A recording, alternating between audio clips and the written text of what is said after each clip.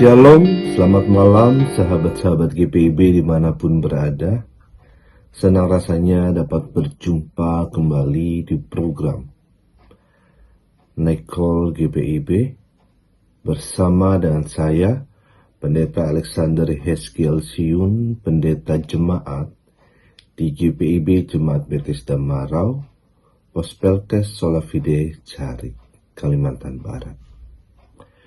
Sahabat-sahabat GPIB dimanapun berada, sebelum kita beristirahat pada malam hari ini, mari sama-sama kita merenungkan firman Tuhan terlebih dahulu, yang dimana nanti akan kita bacakan dan renungkan dari kitab Yesaya pasal yang ke-44, ayat yang pertama sampai dengan ayat ke-8.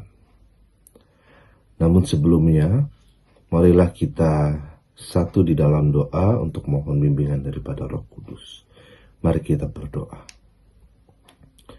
Selamat malam Tuhan yang baik. Terima kasih untuk sepanjang hari ini.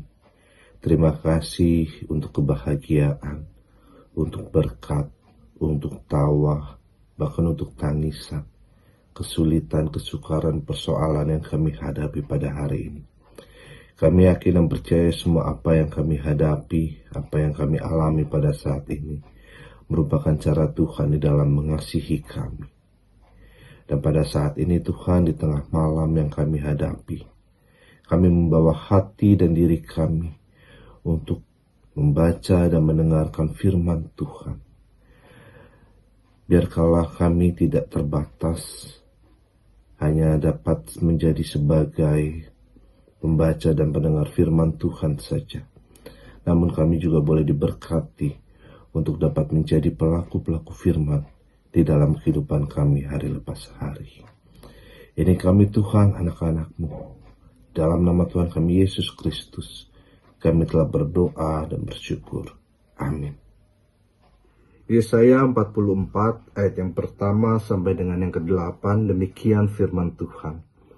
Namun sekarang dengarlah hai Yakub hambaku dan hai Israel yang telah kupilih.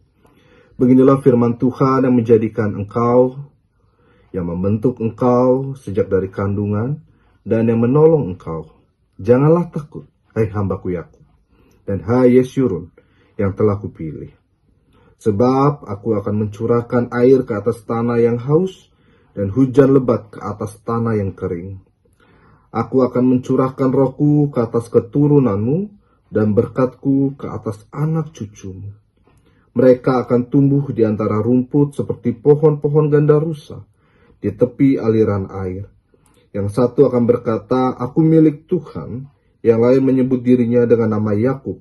Dan yang lainnya lagi menuliskan pada tangannya bagi Tuhan dan menggelari dirinya dengan nama Israel. Beginilah firman Tuhan, Raja dan Penebus Israel, Tuhan semesta alam. Akulah yang terdahulu dan akulah yang terkemudian, tidak ada ilah selain aku. Siapakah seperti aku? Biarlah ia berseru, biarlah ia memberitahukan dan memaparkannya kepadaku. Siapakah yang mengabarkan dari dahulu kala hal-hal yang akan datang?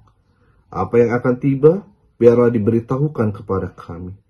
Janganlah gentar dan janganlah takut. Bukankah dari dahulu telah kukabarkan dan kuberitahukan hal itu kepadamu? Kamulah saksi-saksiku. Adakah ilah selain aku? Tidak ada gunung batu yang lain. Tidak ada yang kukenal. Demikianlah pembacaan firman Tuhan. Terpujilah Kristus. Haleluya. Sahabat-sahabat GPIB dimanapun berada yang dikasihi oleh Tuhan kita Yesus Kristus, ketika saya masih di dalam perkuliahan saya pada waktu itu, saya pernah bertanya kepada salah seorang dosen saya. Pertanyaannya sebagai berikut. Kapan manusia tidak perlu untuk berubah? Pertanyaan ini saya pertanyakan karena pada waktu itu saya sedang berada di dalam kelas yang sedang mempelajari tentang sebuah pentingnya perubahan dalam kehidupan manusia. Di dalam pelajaran tersebut dikatakan bahwa ketika manusia berada di titik ternyaman pun, ketika setiap kemapanan sudah mereka dapatkan, kenikmatan segala hal yang mereka inginkan sudah mereka dapatkan juga, manusia tetap harus melakukan yang namanya perubahan. Namun pertanyaan saya pada waktu itu memang tidak mendapatkan jawaban. Lalu beberapa waktu kemudian saya ikut dalam sebuah seminar yang cukup baik karena bisa dilihat dari para pembicaranya yang hadir pada waktu itu. Pertanyaan yang sama saya sampaikan kembali. Kapan manusia tidak perlu untuk berubah? Di dalam seminar tersebut saya mendapatkan jawaban demikian, Bapak Ibu. Tidak semua manusia dituntut untuk berubah. Karena pada dasarnya setiap manusia sudah memiliki gambarannya mereka masing-masing. Dengan kata lain yang ingin disampaikan adalah ketika ambil contoh saja si jahat dan si baik. Ketika ada si jahat, mereka tidak perlu berubah untuk menjadi si baik. Karena memang si jahat sudah digambarkan sebagai si jahat. Dan ketika si jahat berubah menjadi si baik, maka tidak ada lagi yang namanya si baik dan si jahat. Jadi sudah ada gambarannya masing-masing demikian. Namun karena saya masih bertanya-tanya dengan pertanyaan saya sendiri tersebut, di dalam fokus group discussion atau FGD yang saya ikuti, saya kembali mempertanyakan hal yang sama. Kapan manusia tidak perlu untuk berubah? Ada salah satu peserta di dalam grup tersebut yang berkata demikian. Pada dasarnya manusia tidak mungkin untuk tidak berubah. Pada dasarnya juga manusia selalu melakukan perubahan. Namun, manusia banyak yang memilih untuk tidak mau berubah ketika mereka sudah mendapatkan apa yang mereka mau.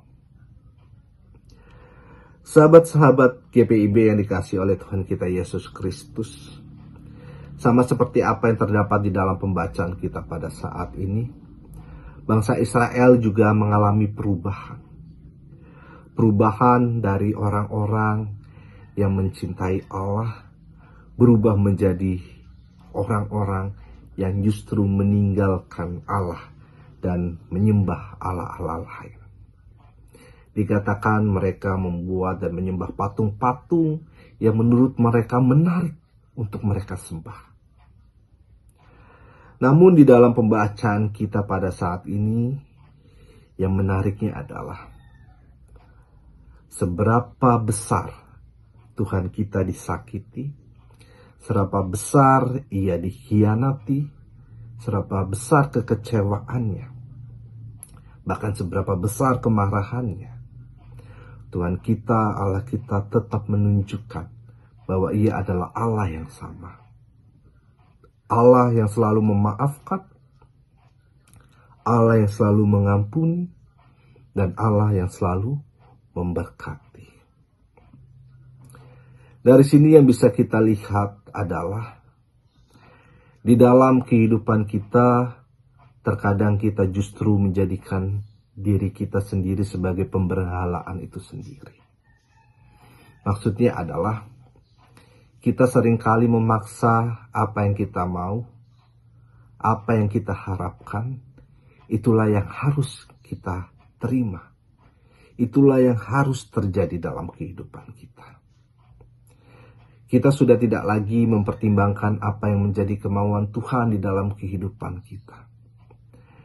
Kita dengan mudahnya menghakimi Tuhan kita apabila apa yang kita dapatkan tidak sesuai dengan apa yang kita mau. Berapa banyak orang yang berkelahi hanya karena keegoisan mereka. Berapa banyak rumah tangga yang hancur hanya karena mereka saling menuntut satu dengan yang lain. Bahkan hal itu pun terjadi di tengah-tengah jemaat. Berapa banyak jemaat yang akhirnya harus keluar dari jemaat A, pindah ke gereja lain, hanya karena keakuan mereka masing-masing.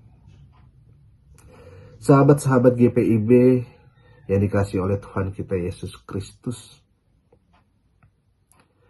seberapa berat persoalan yang sedang kita alami, seberapa besar hinaan yang kita dapatkan hingga pada saat ini, seberapa berat beban yang sedang kita pikul, jangan pernah menjadikan itu sebagai hal ataupun sebagai alasan ataupun sebagai senjata kita untuk menghakimi Tuhan kita. Jangan jadikan itu semua menjadi hal, alasan dan senjata kita juga untuk meninggalkan Tuhan kita.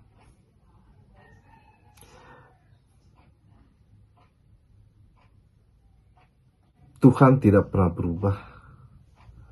Tuhan menggambarkan kita menjadi pribadi yang baik. Tuhan tidak pernah berubah di dalam mengasihi kita. Kita digambarkan dengan begitu indahnya segala kebaikan yang Tuhan gambarkan di dalam kehidupan kita. Begitu juga sebaliknya. Seberapa banyak berkat yang kita terima, seberapa indah kebahagiaan yang kita dapatkan, jangan membuat kita juga berubah menjadi orang-orang yang tidak mampu untuk melihat bahwa itu semua hanya karena kebaikan Tuhan. Jangan kita justru membuat diri kita melihat itu hanya karena kemampuan kita, karena kehebatan kita, dan karena kerja keras kita, maka kita layak untuk mendapatkan itu semua. Yang dimana pada akhirnya kita justru berubah menjadi orang-orang yang memberhalakan diri kita sendiri.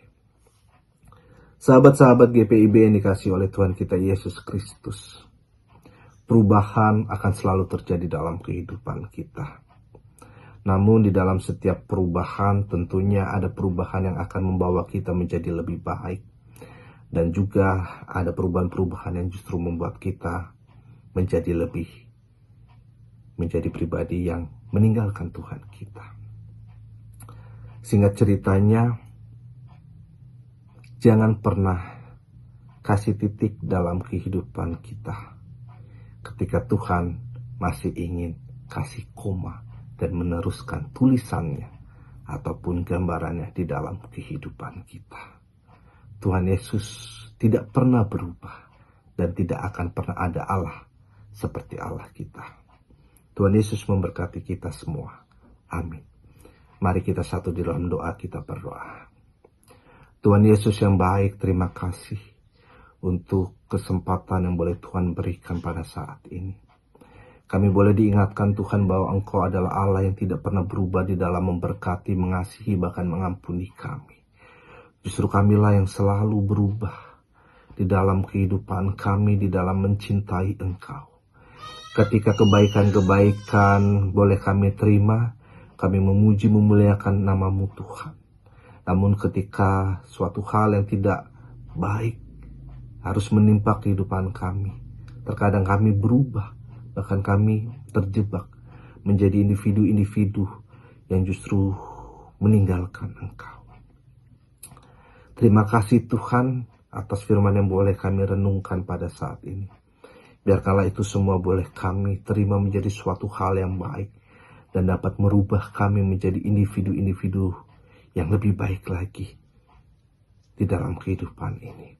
Dan sebentar apabila kami ingin beristirahat, Tuhan boleh jaga istirahat kami. Jauhkan kami dari mara bahaya, roh-roh jahat maupun bencana kecelakaan di dalam istirahat kami malam ini.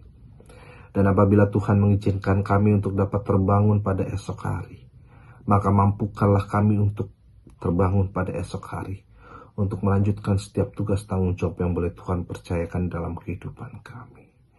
Ini kami Tuhan, di dalam nama Tuhan kami Yesus Kristus, kami telah berdoa dan bersyukur. Amin.